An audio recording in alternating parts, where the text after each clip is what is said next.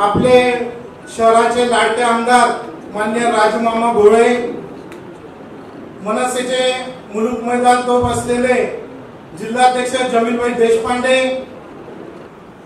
जळगाव शहरातील 19 प्रभागांमध्ये मनसेच्या शाखा आहेत। मनसेचे शहराध्यक्ष असतील, मनसेचे शाखा अध्यक्ष असतील, गटप्रमुख असेल, विभागाध्यक्ष असतील, संपूर्ण लोक सर्वात जोमाने कामाला लागलेले आहे या ठिकाणी। आणि मोदीजींवर प्रेम असल्यामुळे राज साहेबांनी खूप चांगल्या पद्धतीने निर्णय घेतला। खरं म्हणजे निस्वार्थ भावनेने निर्णय घेतला आणि निस्वार्थ भावनेने राज साहेबांनी जो निर्णय घेतलेला आहे त्या निर्णयाचं भारतीय जनता पार्टीचा छोटासा कार्यकर्ता म्हणून मी नक्की स्वागत करेल आणि आपल्या सगळ्यांचं अभिनंदन करेल की आपण महायुतीच्या उमेदवाराकरता इतक्या वेळ झाल्यानंतर सुद्धा आपण सगळेजण तिकडून उपस्थित आहात। आपण सांगितलं की इथं असलेला प्रमुख पदाधिकाऱ्यांचा मेळावा आहे मुकुंद भाऊ, इथला प्रत्येक कार्यकर्ता हा भारतीय जनता पार्टीच्या उमेदवाराकरता 1-1 हजाराचा दाता आहे असं आम्ही गृहीत धरतो। ही राष्ट्रासाठी, देशासाठी, ही निवडणूक भाजपासाठी नाही तर ही निवडणूक मित्रांनो भारतासाठी। ही निवडणूक मात्र भाजपासाठी राहिली नाही तर ही निवडणूक भारतासाठी झालेली आहे। आणि म्हणून अनेक मित्र पक्ष जे भारतीय जनता पार्टी सोबत महायुतीमध्ये येत आहेत कारण त्यांना सुद्धा राष्ट्रप्रेम आहे आणि त्या राष्ट्रप्रेमाने आपण भरलेलो आहे। आपल्याला सगळ्यांना माहिती आहे आता आपल्यामध्ये आपल्या सगळ्यांच्या लाडक्या फिक्स खासदार आदरणीय स्मिताताईंचं आगमन होतंय। आपण टाळ्यांच्या गजरात सर्वांनी त्यांचं स्वागत करावं।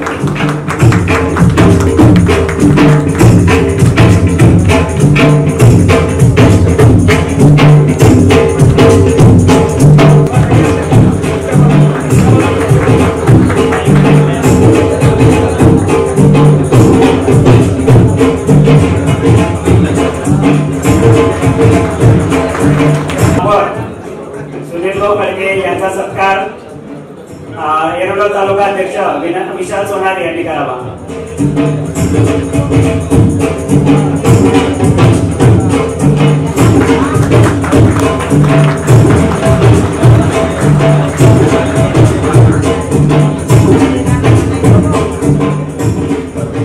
या ठिकाणी आलेल्या प्रमुख पाहुण्यांचा आपण सत्कार केलेला आहे।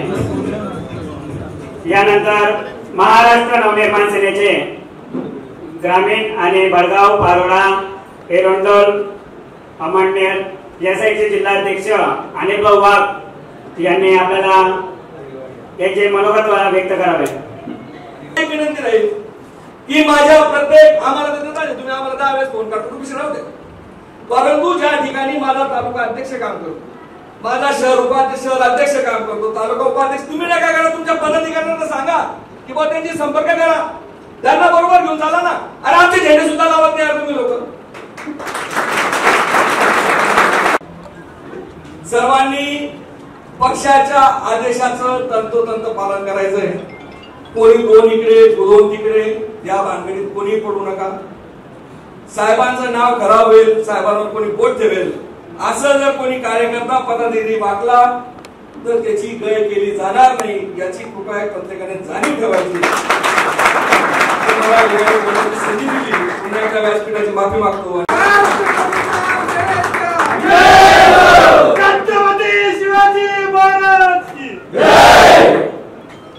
यानंतर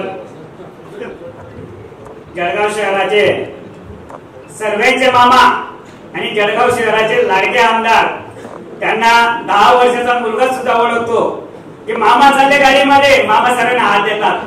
असे सर्वांचे लाडके मामा यांनी सर्वांना मनोगत व्यक्त करावं आणि आपलं मार्गदर्शन करावं। बोला भारत माता की जय, भारत माता की जय, वंदे मातरम, वंदे मातरम।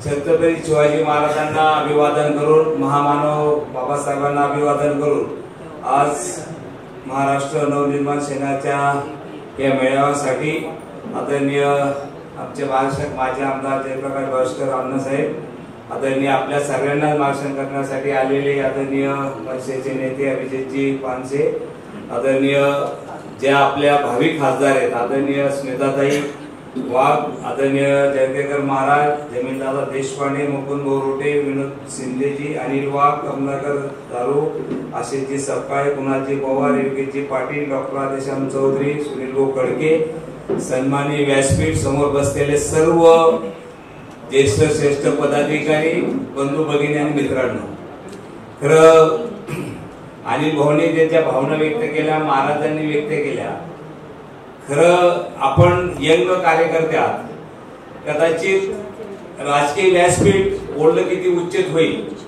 पण महाराजांनी ज्या भावना व्यक्त केल्या, आपली भारतीय संस्कृती अशी म्हणते की ज्या ज्या वेळेला आम्ही दुसऱ्याकडे लग्नात जातो, कुठे सुखादुखात जातो, तर समोरच्याचं सर्व माहिती घेऊन त्याचं चांगले गुण गाणं, त्याचं कौतुक करणं हे आपलं भारतीय संस्कृती परंपरा राहिलेली. आणि म्हणून मला वाटतं त्या भावनाने महाराजांनी नक्कीच आपल्या भावना व्यक्त केल्या. आणि अनिल भाऊने ज्या काही सूचना केल्या असतील, कदाचित मागे पुढे झालं असेल, याची 100% आम्ही काळजी घेण्याचा प्रयत्न करू. मला वाटतं जळगाव शहरात आम्ही 100% काळजी घेण्याचा प्रयत्न करतोय. नक्कीच त्यांना विनंती करून नक्कीच तसं काही गैरसमज झाला असेल तर त्याला दूर करण्याचा आम्ही 100% प्रयत्न करू. आणि रॅलीमध्ये सुद्धा कमळाचे झेंडे आम्ही जास्त धावण्याचा एक प्रयत्न करतोय. मित्रांनो, आज आपण राजसाहेबांचं अभिनंदन करत असताना जसं राजसाहेबांनी रोखठोकची जी भूमिका असते, बऱ्याच वेळेला काही चुकलं असेल तर त्यांनी ते लक्षात पण आणून दिलेले. आणि मला वाटतं या माध्यमातून आज आम्ही या देशाच्या लढाईसाठी, विकसित भारताचे भागीदार होण्यासाठी एकत्र आलेलो आहोत. या विकसित भारताच्या विकासासाठी मला वाटतं आपण एकत्र आले असताना माझं काय योगदान, कदाचित राजू मामा घरी बसला तर निवडणुका होतील, निवडणुका थांबणार नाही, जो निर्णय व्हायचा तो निर्णय होईल. पण ज्या ज्या वेळेला देशासाठी चांगले निर्णय होतील मित्रांनो, त्या वेळेला मला खंत असेल की या विकसित भारताचा मी भागीदार होऊ शकलो नाही, मी मतदान केलं नाही, मी मतदानाचं योगदान काही दिलं नाही, ही वेळ मला वाटतं तुमच्या आमच्यावरती येऊ नये. म्हणून विकसित भारतासाठी आपण आपली भागीदारी खूप गरजेची. आज मला वाटतं इथे आपण 300 कार्यकर्ते असाल. मुकुंद भाऊंनी सांगितले की आम्ही पदाधिकारी आहोत. आता आपल्या सर्वांना एक विनंती की मी कायम आमच्या कार्यकर्त्यांना सांगतो की माझं मूल्य 0 आहे. अण्णा मी कायम सांगतो माझं मूल्य 0 आहे, पण जिथे ते 0 ठेवलं जाईल ना त्याचा आकडा 100% वाढत जाईल. आता आम्ही 300 लोक आहोत, या 300 वरती किती 0 ठेवू शकतो आपण? जर 1 0 ठेवलं तर 3000 होतील, 2 ठेवलं तर 30,000 होतील, आणि 3 ठेवलं तर 3 लाख होतील. अशा शून्यासाठी आपल्याला स्पर्धा करायची की प्रत्येकाने 0 किती ठेवू शकता. रावेर आणि जळगाव लोकसभा दोघीसाठी आपण सर्व जिल्ह्यातले कार्यकर्ते आहात. इकडे स्मिताताई आहे, तिथे रक्षाताई आहे. सुना है आज समंदर को बड़ा गुमान आया है, उधर ही ले चलो कश्ती जहां तूफान आया है, जहां तूफान आया है. मतदानाचा तुफान येणार आहे हे तर निश्चित आहे. वीर पुरुष छत्रपती शिवाजी महाराज, भारतीय घटनेचे शिल्पकार डॉक्टर बाबासाहेब आंबेडकर, स्त्री शिक्षण पुरस्कार सावित्रीबाई फुले यांचं स्मरण करून तुमचे आमचे नेते आणि उद्याच्या महाराष्ट्राचे भावी विधाते सन्माननीय राजसाहेब ठाकरे यांचा एक नम्र सैनिक म्हणून बोलण्यास उभा आहे. आज निर्धार मेळाव्यानिमित्त मंचावर उपस्थित महाराष्ट्र नवनिर्माण सेनेचे नेते, माजी आमदार आदरणीय जयप्रकाश बाविस्कर साहेब, मनसेचे दुसरे नेते जे मुंबईहून निघून सकाळपासून निघालेले आहेत. नाशिकला त्यांनी गोडसे साहेब जे त्यांची उमेदवारी रॅली करून मग धावपळ करत तिथपर्यंत पोहोचलेले आहेत. असे अभिजित पानसे साहेब, ज्यांचे विचार आपण ऐकत होतो. आपले सगळ्यांचे लाडके लोकप्रिय आमदार आदरणीय राजूमामा भोळे, ज्या उमेदवार आहेत आता भारतीय जनता पक्षाच्या स्मिताताई वाघ, जळकेकर महाराज, डॉक्टर आदेशाम चौधरी, सुनील खडके, नाशिकहून आलेले आमचे महाराष्ट्राचे जिल्हाध्यक्ष, ठाण्याचे जिल्हा सचिव, मंचावर उपस्थित सर्व महाराष्ट्र नवनिर्माण सेनेचे पदाधिकारी, उपस्थित सगळे, मुक्ताईनगर, चाळीसगाव, पाचोरा, भडगाव, चोपडा, अंमळनेर, गेल्या 5 तासापासून आपण इथे पोहोचलेलो आहात ते सगळे महाराष्ट्र नवनिर्माण सेनेचे कडवट मनसैनिक आणि पदाधिकारी मित्रांनो.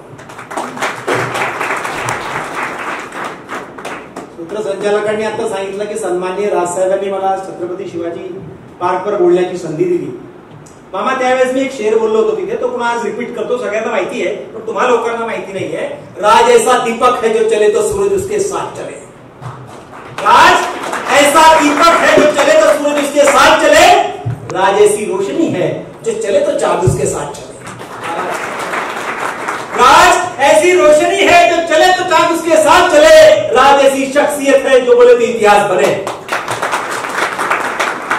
आणि काय इतिहास झाला 9 एप्रिलला? सन्माननीय राजसाहेब ठाकरे यांनी भारतीय जनता पक्षाला पाठिंबा जाहीर केला. या राज्यात नव्हे देशात एकेका उमेदवाराकरता अटीतटीच्या झुंजी आपण सगळ्या पक्षांमध्ये बघतो आहे. तुला एक जागा मिळते का, मला एक जागा मिळते. आज मी त्या पक्षाच्या नेत्याकडे जाऊन बसलो, त्याने इकडे बोलवलं, त्या इकडे पक्षाचं तिकडच्या पक्षाकडे जाऊन बसलो. या अशा वातावरणामध्ये त्यागाची भूमिका घेत सन्माननीय राजसाहेब यांनी सांगितलं, मला कोणतीही जागा नको. महाराष्ट्र नवनिर्माण सेनेचा प्रत्येक सैनिक तुमच्याकरता बिनशर्त पाठिंब्याने काम करेल. हा इतिहास घडला राज्याच्या देशाच्या राष्ट्रामध्ये. आम्हा इतिहास साहेबांनी आदेश आपल्याला दिले मित्रांनो, आणि आपण गेली साहेबांच्या आदेशापासून जवळपास मामा आमच्या अनिल भाऊ बोलले, जरी आम्हाला कोणत्याही महाराष्ट्र नवनिर्माण सेनेच्या पदाधिकाऱ्याला कार्यकर्त्याला भारतीय जनता पक्षाच्या कुठल्याकडून पदाधिकाऱ्यांनी संपर्क झाला नसेल तरी महाराष्ट्र नवनिर्माण सेनेची माणसं जी आहेत, सगळे पदाधिकारी जी आहेत, जे कार्यकर्ते आहेत, ते निस्वार्थी मनाने आपापल्या परीने काही कशा निवडून येतील, रक्षाताई कशा निवडून येतील याच्याकरता काम करतायत. आणि ज्या अर्थी आम्ही तुमच्यामध्ये सहभागी झालो बाबा, आपलं हे कुटुंब आहे जळगेकर महाराज, आणि कुटुंबातील एखाद व्यथा एखादा माणूस मांडू शकतो म्हणून कुटुंबाची व्यथा आमच्या अनिल भाऊंनी मांडली, त्याच्यात खरं पण आहे. पण आज आपण त्याच्यात जाणार नाही आहोत, कारण आपण तेवढं मानत की आपण काम करतोय. पानसे साहेब, जळगाव लोकसभा मतदारसंघामध्ये 19,81,000 मतदार आहेत. रावेर लोकसभा मतदारमध्ये 18,41,000 मतदार आहेत. दोन्ही मिळून जवळपास 38 लाख मतदार दोन्ही मतदारसंघामध्ये म्हणजे संपूर्ण जिल्ह्यामध्ये आहे. मामा, या प्रत्येक घरामध्ये, जिल्ह्यातल्या प्रत्येक घराघरामध्ये महाराष्ट्र नवनिर्माण सेना सन्माननीय राजसाहेब ठाकरे यांना मानणारा एक तरी तरुण आहे. आणि जवळपास 4.5-5 लाख कुटुंब असे आहेत या मतदारसंघामध्ये ज्यांच्या घरात एक एक महाराष्ट्र नवनिर्माण सेनेला आमच्या नेत्याला मानणारा एक एक कार्यकर्ता आहे. जरी तो इतर पक्षाचा पदाधिकारी असला तरी सन्माननीय राजसाहेब ठाकरेंचं भाषण सुरू झालं पहिले तो बघतो. तो जरी भारतीय जनता पक्षाचा असेल, शिवसेनेचा असू देत, राष्ट्रवादीचा असू देत, काँग्रेसचा असू देत, किंवा आमच्या माता भगिनी असू देत, किंवा इतर पक्षांच्या मित्र पक्षांच्या माता भगिनी असू देत, सन्माननीय राजसाहेब ज्यावेळेस विचार व्यक्त करतील ते आपल्या घरी सांगतात, तुम्ही थांबा, तुमच्या नेत्यांपेक्षा हा नेता चांगला बोलतो, आम्हाला हे मतदारसंघामध्ये 5 लाख जे मतदार आहेत ते फक्त महाराष्ट्र नवनिर्माण सेनेचे आहेत. दादाच्या भाषणानंतर मी काय बोलायचं, मामांच्या भाषणानंतर आणखी काय नवीन सांगायचं. मला असं वाटलं संघटनेचं काम, दादा मी पण पहिल्यापासून संघटनेशी जोडलेली आहे. माझी आयुष्याची सुरुवातच मी अखिल भारतीय विद्यार्थी परिषदेपासून सुरू केली वयाच्या 16व्या वर्षी. त्याच्या अगोदर मी संघ समितीच्या शाखेत जात होते. आयुष्यात कधी ठरवलं नव्हतं सक्रिय निवडणुकांमध्ये कधी भाग घेईल दादा, पण परिस्थिती अशी निर्माण झाली की मला जिल्हा परिषद लढवावी लागली. एकदा नाही, दोनदा नाही, 3 वेळा जिल्हा परिषद लढवली आणि जळगाव जिल्ह्याची पहिली महिला जिल्हाध्यक्ष जिल्हा परिषदेची होण्याचा सन्मान आहे जनतेमुळे आणि नेत्यांमुळे मला मिळाला. आणि खरं सांगते त्यावेळेला ना वर केंद्रात सत्ता होती ना राज्यात सत्ता होती, पण तरी खूप चांगल्या पद्धतीने जिल्हा परिषदेमध्ये काम करता आलं. काम करताना मला असं वाटतं बाजारात जाऊन आपण आनंद विकत नाही घेऊ शकत, पण एखाद्या व्यक्तीचं काम झाल्यानंतर त्याच्या चेहऱ्यावरचा जो काही आनंद असतो ते बघण्याचं भाग्य मला वाटतं त्या ठिकाणी मला मिळालं, याचा मला मनापासून खरा आनंद आहे. संघटनेचे विविध पदांवर मी काम केलं. जळगाव जिल्ह्याची महिला मोर्चाचे अध्यक्ष झाले, प्रदेशाची महिला मोर्चाची महाराष्ट्राचे अध्यक्ष झाले, संपूर्ण महाराष्ट्र त्या ठिकाणी फिरले. खूप चांगल्या पद्धतीने महिलांचं संघटन त्या माध्यमातून करता आलं. आणि त्याच्यानंतर म्हणजे आपल्याला माहिती आहे की आपण संघटनेत खूप वर्षापासून काम करतोय, पण मला वाटतं जयप्रकाश दादा आणि मी आम्ही दोघं भाग्यवान आहोत. आम्हाला खूप कमी वयामध्ये विधान परिषद मिळाली दादा, पण मला वाटतं ती असंच मिळत नाही. ज्या ज्या वेळेला तुम्हाला पार्टी पद देते त्या त्यावेळेला तुम्ही त्या पदाला जेव्हा न्याय देतात त्यावेळेला तुम्हाला कुठेतरी पार्टी तुमचा त्या ठिकाणी विचार करते. मग असा ज्यावेळेला प्रसंग येतो त्यावेळेला तुमच्या त्या पदाचा आणि केलेल्या कामाचा उपयोग म्हणून मी ती विधान परिषद मला मिळाली. आणि मला असं वाटतं विधान परिषदेला आमदारामधनं आमदार समय अख्खा महाराष्ट्र माझा मतदारसंघ होता, पण तरी जेव्हा दादा जळगाव जिल्हा माझा आहे, इथली जनता माझी आहे म्हणून 60% निधी जळगाव जिल्ह्याला असायचा, 40% निधी आम्ही अन्य ठिकाणी ज्या ज्या ठिकाणी महाराष्ट्रात मागणी व्हायची त्या त्या ठिकाणी देण्याचा प्रयत्न आमच्या ठिकाणी करायचो. शेवटी म्हणतात ना घाट फिरते आकाशी तिथं लक्ष पिल्लापाशी. शेवटी जळगाव जिल्हा माझा आहे दादा. मी महिन्याच्या जिल्ह्यातून येते. झाशीच्या राणीच्या पदस्पर्शाने आमचं पारवा पुढे झालेलं आहे. आणि आमची सखाराम महाराजांची आमची अमर भूमी आहे. मला असं वाटतं या सगळ्या माध्यमातून काम करताना आता जातीपातीचं काय घेऊन बसतो. स्त्री आणि पुरुष दोन जाती आहेत, काय जाती आहेत. आता ही मुलं तुम्हाला मला काही विचारत नाही, हे डायरेक्ट आणतात आणि आपल्याला नमस्काराला पाठवून देतात, बरोबर आहे की नाही. हसतायत ती सगळी. त्यामुळे जातपात हा विषय काही राहिला नाहीये. राहिला माझा प्रश्न, मी ब्राह्मण समाजाला आपली वाटते, मी जैन समाजाला आपली वाटते, मी मारवाडी समाजाला आपली वाटते, दादा मी ठाकूर समाजाला पण आपली वाटते. मला वाटतं माझी जात सगळे समावेशक असं म्हणजेच पिता वागे असं मला वाटायला लागेल. त्यामुळे याच्या पलीकडे जाऊन आपण काम करूया आणि त्या व्यक्तीच्या कामाच्यावर मूल्यमापन करा. जातीवर कसं मूल्यमापन करतो आपण. मला वाटतं त्या व्यक्तीने केलेल्या कामाचं जर मूल्यमापन केलं तर जातीपातीमध्ये आपण अडकणारच नाहीये. तसं जर असतं तर आमचे गिरीश भाऊ आमदार झाले असते का, मंत्री झाले असते का, नसते झाले. जामनेरमध्ये जे मतदान आहे गिरीश भाऊंचं, समाजाचा दृष्टिकोन जर विचार केला तर ते मतदान नाहीये, खूप कमी आहे. 7, 8, 8, 10 हजारच्या वर नाहीये, तरी आमचे गिरीश भाऊ त्या ठिकाणी निवडून देतात. अशी किती उदाहरणं तुम्हाला सांगतो. त्यामुळे ह्या सगळ्या गोष्टींमध्ये आपण अडकण्यापेक्षा आपण कामाला आणि विकासाला भर दिला, जे मोदीजी करतात. मोदीजींनी विकासाला भर दिला म्हणून आज ते 10 वर्षापासून आपण बघतो की विकास विकास काय असतो ते मोदीजींनी आपल्याला शिकवलं. आज जर तुम्ही देशाबाहेर गेलात तर तुम्हाला जो काही सन्मान दिला जातो तो फक्त मोदीजींकडून दिला जातो. त्यात एकीकडे आपल्या देशाकडे बघितल्यानंतर एक गरीब देशातला एक अस्वच्छ देशातला माणूस म्हणून आपल्याला हिनवलं जायचं. पण आज तुम्ही स्वाभिमानाने बाहेर म्हणून जातात आणि भारतातून आम्ही जेव्हा सांगतात तेव्हा स्वाभिमानाने मान उंचवते. हा विकास आहे. प्रत्येकाच्या डोक्यावर छळ दिलं, प्रत्येकाच्या दारापुढे शौचालय उभारलं आणि एवढंच नाही तर खऱ्या अर्थाने महिलांचं सबलीकरण कोणी केलं असेल ते नरेंद्रभाई मोदींनी केलंय. बचत गटाची संकल्पना कोणी आणली जमीबाई? अटल बिहारी वाजपेयी जेव्हा ते श्रद्धेय त्यांनी ही महिलांची बचत गटांची संकल्पना पुढे आणली. कारण खऱ्या अर्थाने जर आमची महिला आर्थिक सक्षम करायची असेल तर बचत गटाच्या माध्यमातून तिला सक्षम करण्याचं काम केलं. पण त्याच्या पुढे 2 पाऊल जाऊन आणखी मोदीजींनी प्रत्येक बचत गटाला आज 30-30 हजार रुपये त्यांच्या खात्यावर ट्रान्सफर केले. आज एकेका गावात कोट्यावधी पैसे बचत गटाच्या माध्यमातून त्या ठिकाणी आले. याला सबलीकरण म्हणतात. याला आर्थिक सक्षम महिलांना करण्याचं काम असं ते मोदीजींनी केलंय. तुमच्या माझ्या हातात झाडू दिला की नाही दादा? अख्खा देश स्वच्छ केला, अख्खा देश. तो काँग्रेसचा असो, राष्ट्रवादीचा असो, भाजपचा असो, प्रत्येकाच्या हातात झाडू दिला. कोरोनाच्या काळात आपण किती जवळ बघितलं की आपल्या जवळचे लोक आपल्याला सोडून गेले.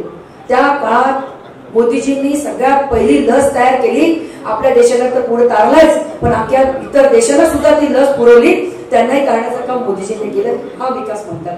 आणि मला वाटतं आपण विकासावर निवडून करतोय. कोणी निंदा अथवा वंदा, विकास करणे आमचा धंदा आहे. मला वाटतं राजसाहेबांचं पण तेच आहे. विकासावर त्यांनी काम केलेलं आहे. नाशिकमध्ये त्यांनी केलेलं काम आम्ही बघितलेलं आहे. मला वाटतं विकासावर आपण बोलतो आहोत आणि विकासाच्या माध्यमातून आपण पुढे जातो. आपण कोणाच्या रेषा पुढून जात नाही आहोत तर आपण कामाच्या बाबतीत आपली रेषा पुढे करून पुढे जात आहोत. हा विकास आहे. आणि मला असं वाटतं त्या माध्यमातून साहेबांनी या ठिकाणी थोडी खंत व्यक्त केली. 2 दिवसापासून माझ्याही गाडीवर म्हटले की तुम्ही मनसेचा झेंडा लावा नाही. दादा ज्या दिवशी आपली साहेबांनी आम्हाला बिनशर्त माघार जे आम्हाला पाठिंबा दिला त्याच दिवशी मी मनसेचा झेंडा माझ्या गाडीवर लावलाय. पहिला मुद्दा त्या दिवशी. तरीही मला सकाळपासून 2 वेळा फोन आले की काही मनसेचा झेंडा शेवटी मी बाजूला करून टाकले. म्हणजे दादा 4 रॉड टाकले कारण त्याच्या पलीकडे मी 5वा रॉड टाकू शकत नाही म्हणून काही ठिकाणी 3 झेंडे लावले, काही ठिकाणी रॉडवर 2 झेंडे लावलेले. राहिला मी 3 दिवस स्वतः जयप्रकाश दादा मी स्वतःहून 3 दिवस सारखी मागे लागली की दादा मला तुमचे पदाधिकाऱ्यांचे फोटो पाहिजे, नावं द्या. कारण काय होतं की तोपर्यंत मला हे सांगितलेलं दादा की अजून वरून आम्हाला आदेश आले नाही. आमचे आदेश आले की आम्ही तुम्हाला देतो. आणि त्याच्यानंतर जसे आदेश आले पुढच्या हँडबिलमध्ये आपण ते सगळे नावं ऍड केले. आता काय झालं की भारतीय जनता पार्टीचं योगायोगाने एकच जिल्हाध्यक्ष असतो. मनसेचे 3 असतात, 4 आहेत. शहराचं आणखी वेगळं आहे. तर त्यामुळे आमची थोडी जमलिंग असते या विषयामध्ये थोडी, खरं सांगतो. तर त्या सगळ्या गोष्टी क्लिअर होताना एखादा जरी सुटला तर आम्ही पण म्हणतो की त्याला पुढच्या हँडबिल टाकू. हे प्रत्येकाचं आम्ही आवर्जून त्या ठिकाणी करतो. पण तरी नजर चुकीने काही कुठे झाली असेल तर मी वाटत दिलगिरी व्यक्त करते या ठिकाणी. कारण या गोष्टीमध्ये दादा मी प्रिंटिंग प्रेस चालवलेली आहे. मी 1997ची उत्कृष्ट उद्योजक आहे.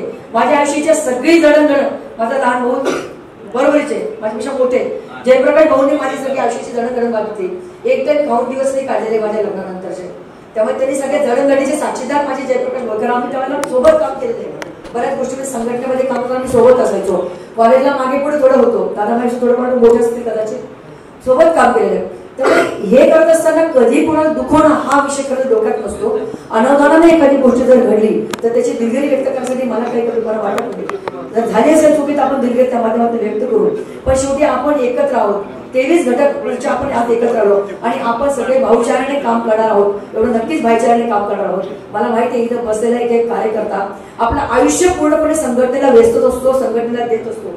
जमील भाई तुम्ही किती वर्षापासून काम करताय? दादा या ठिकाणी किती वर्षापासून करताय? मी किती वर्षापासून काम करताय? 30-35 वर्षापासून मी म्हणतो आम्ही या संघटनेमध्ये आपापल्या पक्षाचा झेंडा घेऊन काम करतो.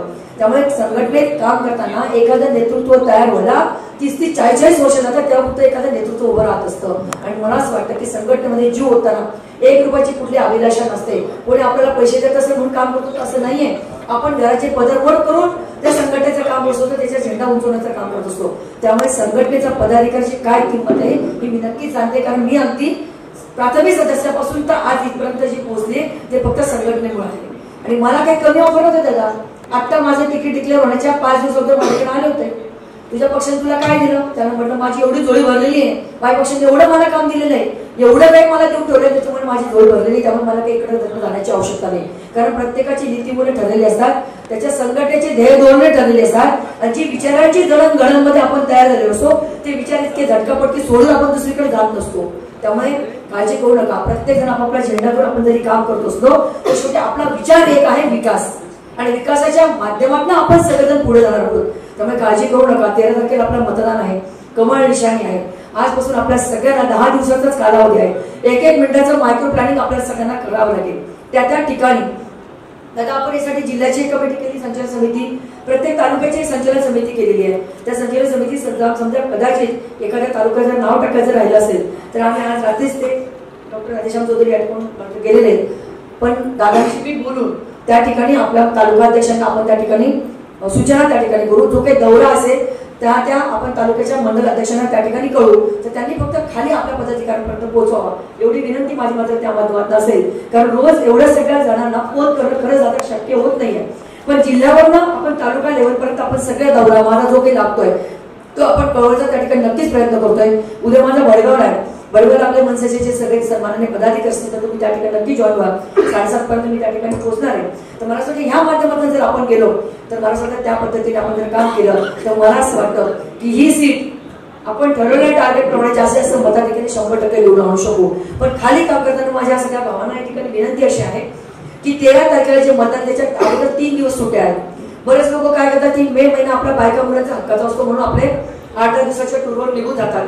म्हणून सगळ्यांना विनंती करा की मतदान आपला हक्क आहे आणि तो हक्क जर आपण नाही बजावला तर चुकीचे माणसं जर निवडून गेले तर 5 वर्ष आपल्याला भोगावं लागतं, 5 वर्ष आपण मागे पडतो. आपला देश पुढे चाललाय आपण मात्र दुसरीकडे गेलो तर गडबड होईल. म्हणून ते 3 दिवस कोणी जाणार नाही याची काळजी घ्या.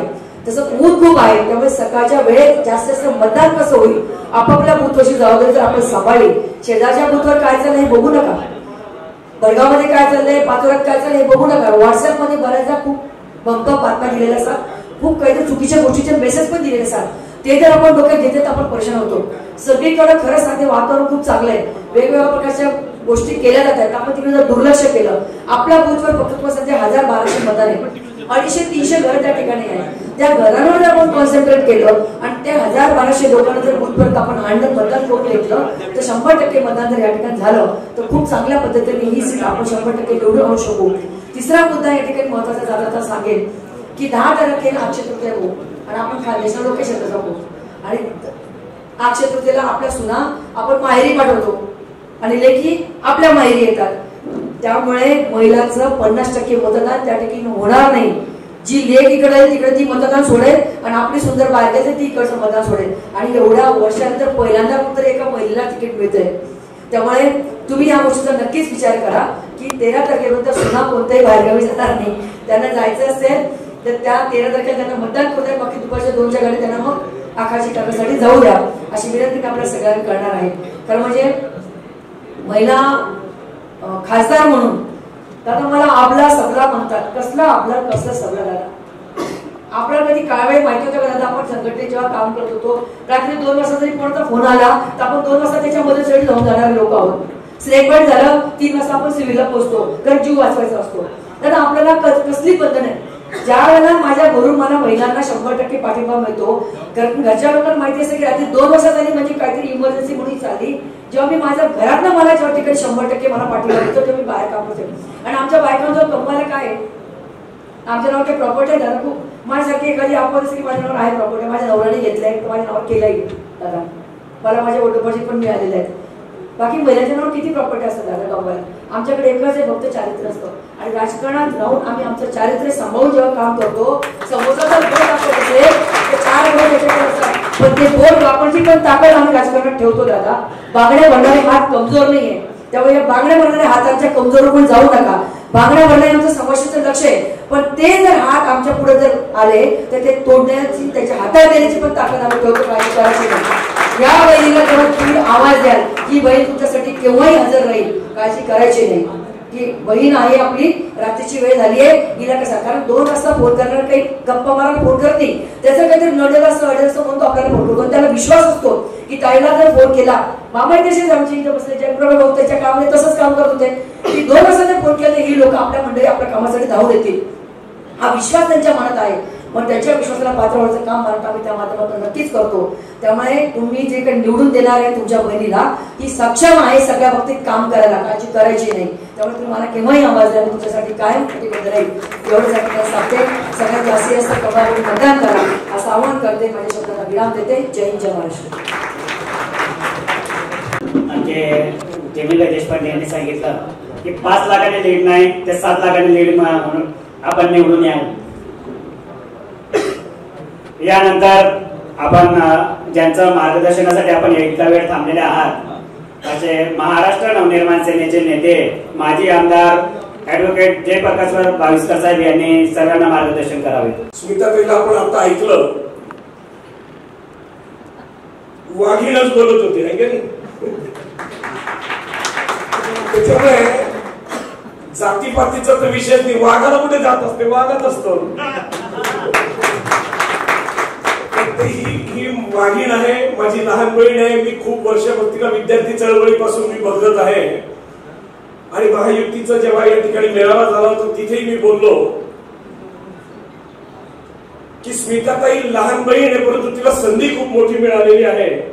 कारण जळगाव जिल्ह्याचं लोकसभेत प्रतिनिधित्व करणं ही खूप मोठी संधी आहे. आणि या मोठ्या संधीचं सोनं करण्याच्या दृष्टिकोनातून महाराष्ट्र नवनिर्माण सेनेच्या खूप माफक अपेक्षा आहे तुमच्याकडे.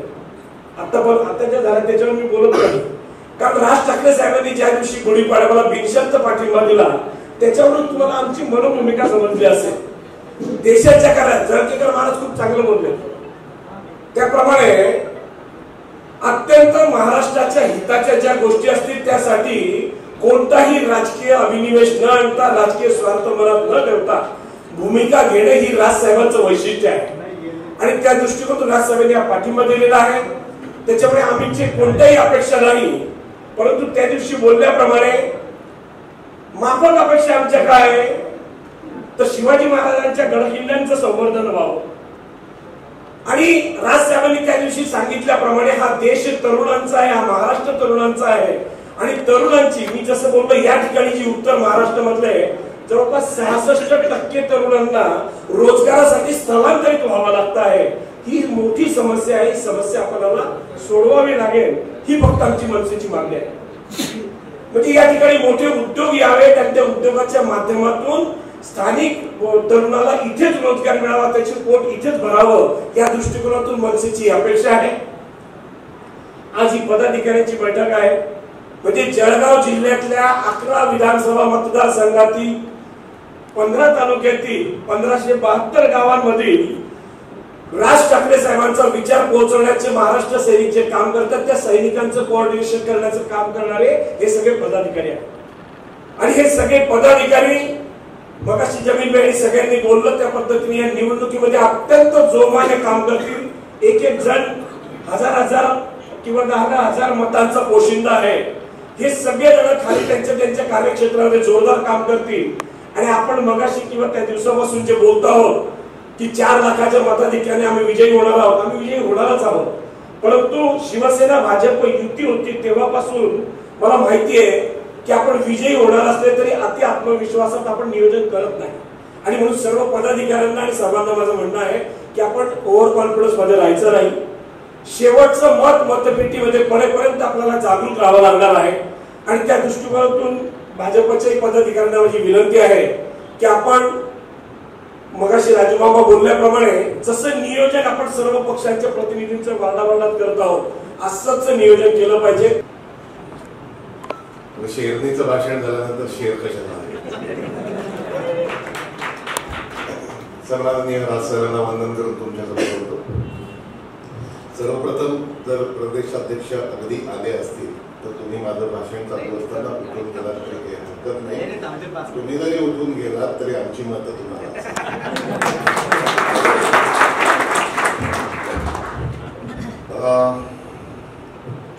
मी महाराष्ट्र नवनिर्माण सेनेच्या पदाधिकाऱ्यांशी संवाद करायला आलो.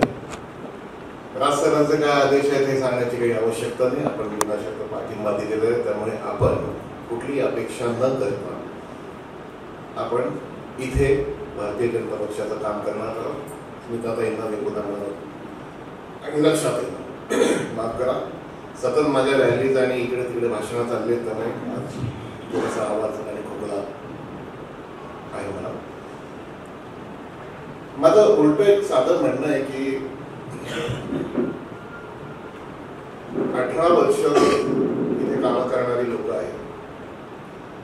निश्चितपणे भारतीय जनता पार्टीचं इथे प्रचंड प्राबल्य आहे. त्यामुळे मला काही विजयाची काही शंका चिंता असं काही वाटत नाही. मी माझ्या सगळ्या सहकाऱ्यांना एक वेगळंच सांगू इच्छितो की आपण पदाधिकारी आहोत, आपण राजकारणात आहोत. मला सांगू नका, पण आपण प्रत्येकाने स्वतःला विचारावं की आपण राजकारणात का आलोय. आपल्याला समाजकारणाची आवड आहे म्हणून आलोय का आपल्याला पैसे कमवायचे म्हणून आलोय का आपल्या नातेवाईकांबरोबर किंवा इतर आपल्या एरियामध्ये, गावामध्ये, चाळीमध्ये, खेड्यामध्ये, शहरामध्ये इतरांनी आपल्याला एक सन्मानपूर्वक बघावं म्हणून आपण आलो. या प्रश्नाचं उत्तर बरं, या सगळ्या गोष्टीत कुठली वाईट गोष्ट अशी अजिबात नाही. निवडणुकीचं काम आपण पैसे न घेता काही कुठली अपेक्षा न करता आपण करणार आहोत, पण पैसे कमवणं हे काही वाईट नाही. आपण आपला एक संसार करत असतो, आपले एक आई वडील असतात, त्यांनी आपल्याला वाढवलेलं असतं, आपण चकाट्या पिठाला जातो असं त्यांचं म्हणणं असतं, गळ्यात आपली घोषणा देतो, इथे तिथे फिरतो. आणि बहुतांशी सगळ्यांच्या घरात पालक, आई वडील, नाते 90% घरात असं म्हणलं जातं की कशाला त्या लष्कराच्या भाकऱ्या भाजायला जातो, तुला काय मिळालं, तुझा साहेब खोटी गेला. कार्यकर्ता म्हणून काम करत करत करत करत नेता बनत आपण आपल्याला जेव्हा पदांपर्यंत सन्मानपूर्वक नेतो, त्याची उदाहरणं ही सगळी बसलेलीच आहे. स्मिताताईंनी लहानपणापासून विद्यार्थी काम केलं, मी विद्यार्थी सेनेत काम केलं. काय सोरट काढून चिठ्ठीवरती आमची नावं येत नाही ना की आज काय चिठ्ठी द्यायचं नावाला बघायला नाही का, असं नसतं ना. प्रवास असतो. ही आग तुमच्यात आहे का असं मला तुम्हाला विचारायचं. आज इलेक्शन लढताना लोकसभा काय, अगदी ग्रामपंचायत काय, बूथ म्हणजे काय, यादी म्हणजे काय, यादी कशी वाचली जाते, यादीमधली नावं कुठल्या पक्षाला मतदान करणारी आहे, नेमके यादीमधले दुबार मतदार किती आहेत, आता इथे किती राहत आहेत, इथले किती सोडून गेले, त्यांची नावं आली आहेत का, नवीन लोक आली आहेत का, 18 वर्षात पूर्ण झालेल्यांची नावं मतदार यादीत आली आहेत का, हे ज्या क्षणी तुम्हाला कळेल त्या क्षणी खरं तर त्या माणसाने पदाधिकारी व्हावं.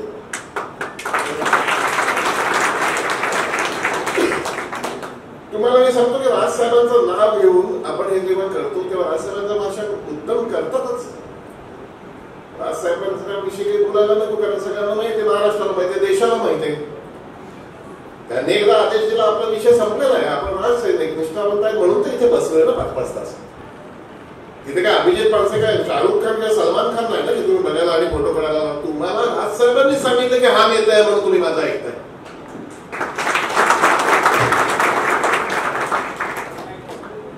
मामा म्हणलं त्यामुळे आम्ही 0च आहोत. मागे 1000चा आकडा राजसाहेब लावतात, राजसाहेबांचं नाव लागलं म्हणून आम्ही 10,000 होतो. आणि हे तुम्हाला संधी म्हणून लक्षात घ्या. इतके लोक स्मिताताई आज एवढ्या वेळ बसल्यात, उमेदवार एवढ्या वेळ बसला आणि माझा जीव खालीवर होतो की एवढ्या वेळ आपण त्यांना काळ करून दिलं. ही संधी समजा. आज महाराष्ट्र नवनिर्माण सेनेची जळगाव धुळे याच्यामधली परिस्थिती याच्याविषयी मी बोलण्याची काही गरज नाही, ती तुम्हाला माहिती आहे. ती काय फारशी बरी नाही असं माझं म्हणणं आहे.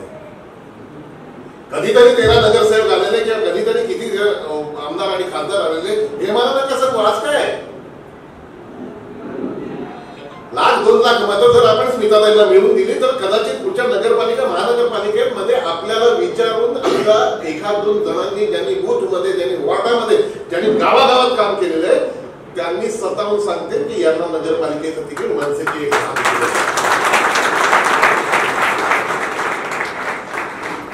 मान सन्मान वगैरे काय तुमचं मनसेची म्हणणं बरोबर आहे की ते झालं असेल नसेल झालं वगैरे काय सोडून घेऊ.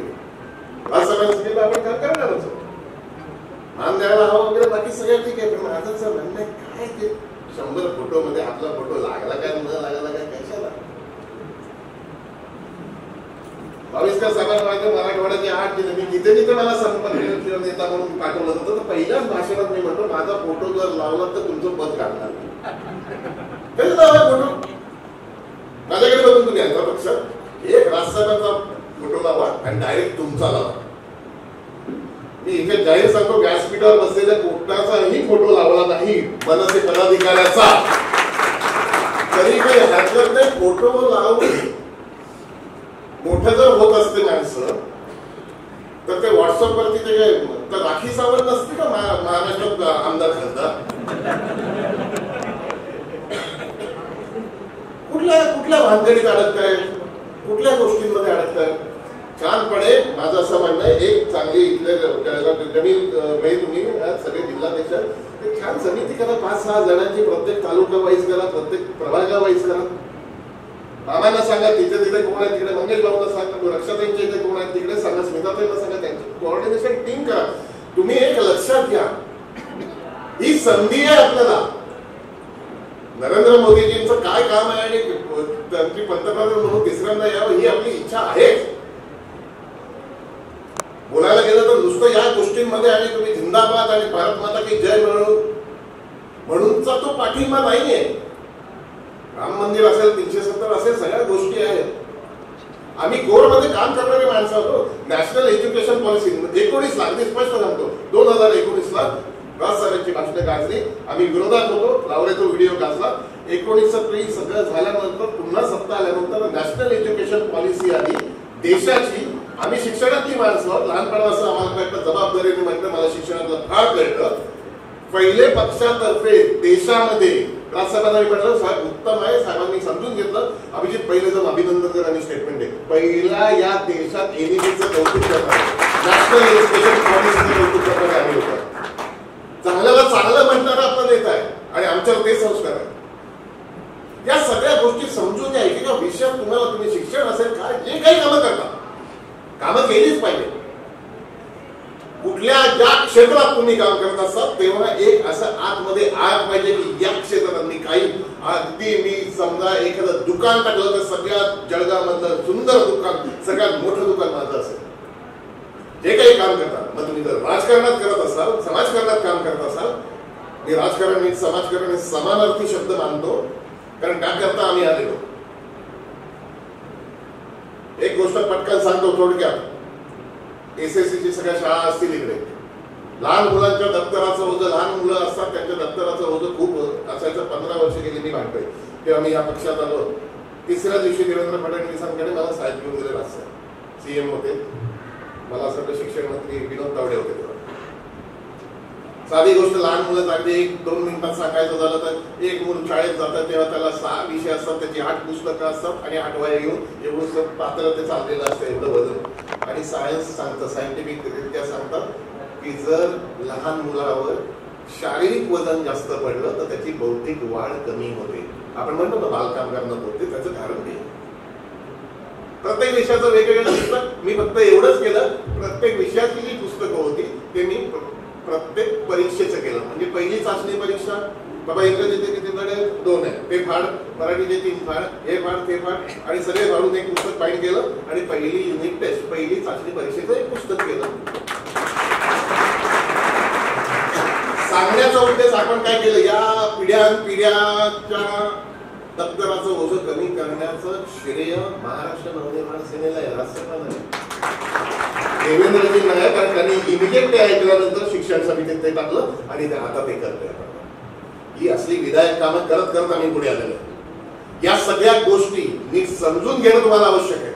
तुम्हाला प्रत्येकाला इथे मी आत्ता सांगतो, उद्याचं माहिती नाही विधानसभेला काय होईल, नगरपालिका काय, पण आम्ही एकत्र आलेलो, आपण काय एकत्र राहू असं आता वाटू लागलंय. आपल्याला मिळणार, आपल्याला सत्तेत वाटा मिळणार.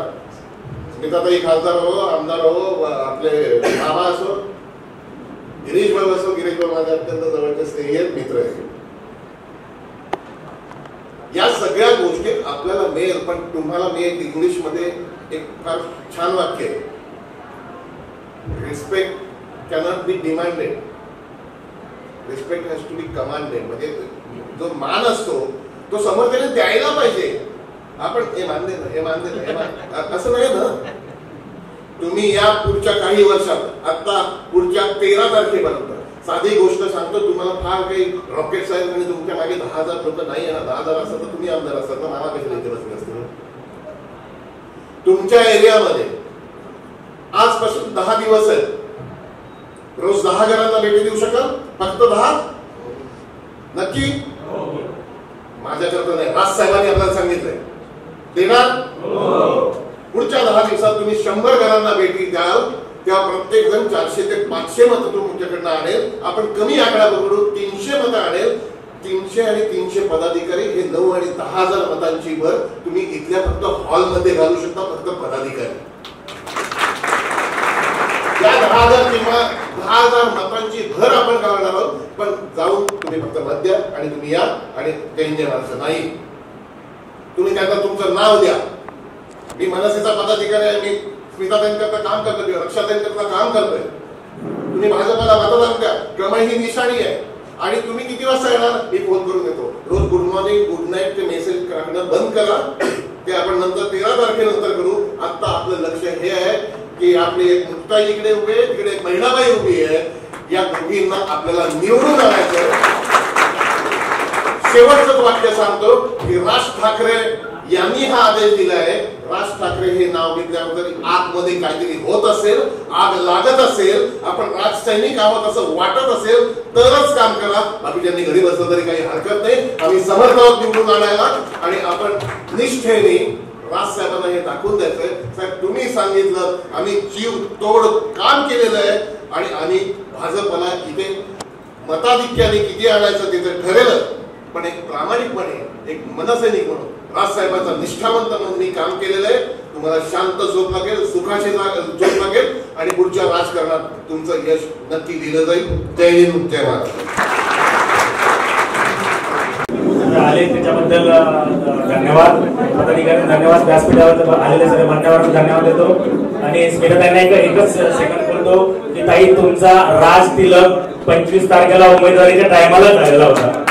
त्या टायमाला जी गर्दी पाहिली होती, त्याच वेळेस विरोधकांची जमिनी खालची रेती माती सर्व सरकलेलं होतं.